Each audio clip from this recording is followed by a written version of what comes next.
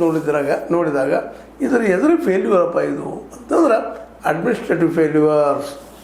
ಎಲ್ಲಿ ಸೋತ್ರಪ್ಪ ಇವರು, ಅಡ್ಮಿನಿಸ್ಟ್ರೇಷನ್ ಮಾಡೋರು ಸೋತ್ರೇನೋ ಅನ್ನುವಂಥ ಪ್ರಶ್ನಾವಳಿಗಳು ಹೇಳ್ತಾ ಇದ್ದಾವೆ.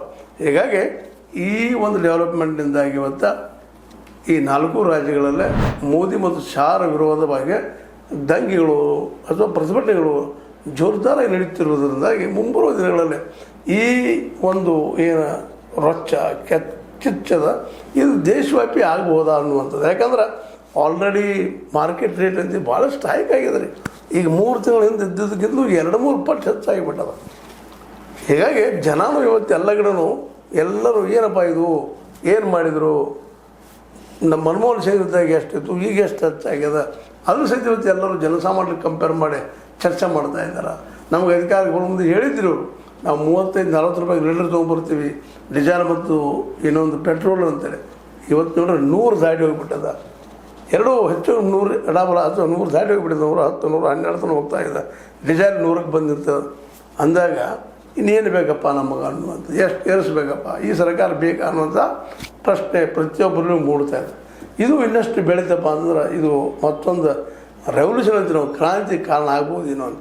ಯಾಕಂದ್ರೆ ಮೂಲಭೂತ ಬೇಡಿಕೆಗಳು ಏನಪ್ಪ ಅಂದರೆ ವಿದ್ಯೆ ಮತ್ತು ನೀರು, ಬದುಕೋದಕ್ಕೆ ಭೂಮಿ.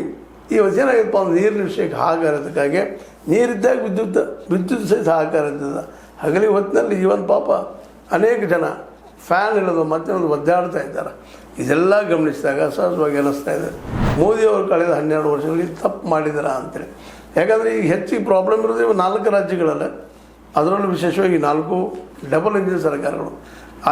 ಯೋಗಿ ಆದಿತ್ಯನಾಥ್ ಅವರು ಬಾಯಿ ತೆರೆದ್ರೆ ಸಾಕು ಹಿಂದೂ ಮುಸ್ಲಿಂ ವಿರೋಧಿ ಇದರ ಮಾತಾಡ್ತಾ ಹೋಗುವಂಥದ್ದನ್ನು ನಾವು ನೋಡ್ತಾ ಇದ್ದೀವಿ.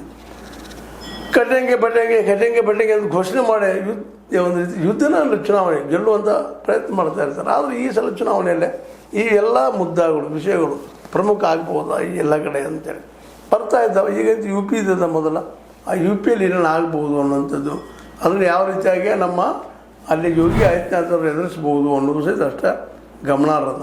ಹೀಗಾಗಿ ಒಟ್ಟಾರೆಯಾಗಿ ಇವೆಲ್ಲ ಸಿಚುವೇಷನ್ ನೋಡಿದಾಗ ನಮ್ಮ ಕೇಂದ್ರ ಸರ್ಕಾರ ಇದು ಎಲ್ಲಿ ಎಡವಿತು ಇದು ಅಂತೇಳಿ. ಇವನ್ ಇವತ್ತು ಸ್ವಚ್ಛ ನೀರಿಗಾಗಿ ಸಹಿತ ಹೋರಾಟ ಮಾಡುವಂಥದ್ದು, ವಿದ್ಯುತ್ಗಾಗಿ ಹೋರಾಟ ಮಾಡುವಂಥದ್ದು, ಕೆಲವೊಂದು ರಾಷ್ಟ್ರೀಯ ಸಹಿತ ಪ್ರತಿಭಟನೆ ಮಾಡ್ತಾ ಇದ್ದಾರೆ. ನೀರಿಗಾಗಿ ಪ್ರತಿಭಟನೆ ಮಾಡ್ತಾ ತಮ್ಮ ಒಂದು ಬೆಂಕಿಯನ್ನು ಉಗುಳ್ತಾ ಇದ್ದಾರೆ. ಬೆಂಕಿ ಅಂದರೆ ಸಿಟ್ಟನ್ನು ಉಗುಳ್ತಾ ಇದ್ದಾರೆ. ತಪ್ಪದಪ್ಪ ಇದು ನಮಗೇನು ಕೊಡ್ತಾ ಇಲ್ಲ, ನಮಗೇನು ಮಾಡ್ತಾ ಇಲ್ಲ ಅನ್ನೋಂಥ ಆರೋಪವನ್ನು ಒಂದರಿಂದ ಒಂದು ಮಾಡ್ತಾ ಇದ್ದಾರೆ. ಇದರಿಂದಾಗಿ ಈ ನಮ್ಮ ಮೋದಿಯವರ ಸರ್ಕಾರ ತೊಂದರೆ ಅನುಭವಿಸಬಹುದಾ ಅಂತೇಳಿ. ಯಾಕಂದರೆ ಈಗಾಗಲೇ ಗೆಲ್ಲೋದ್ರಿಂದ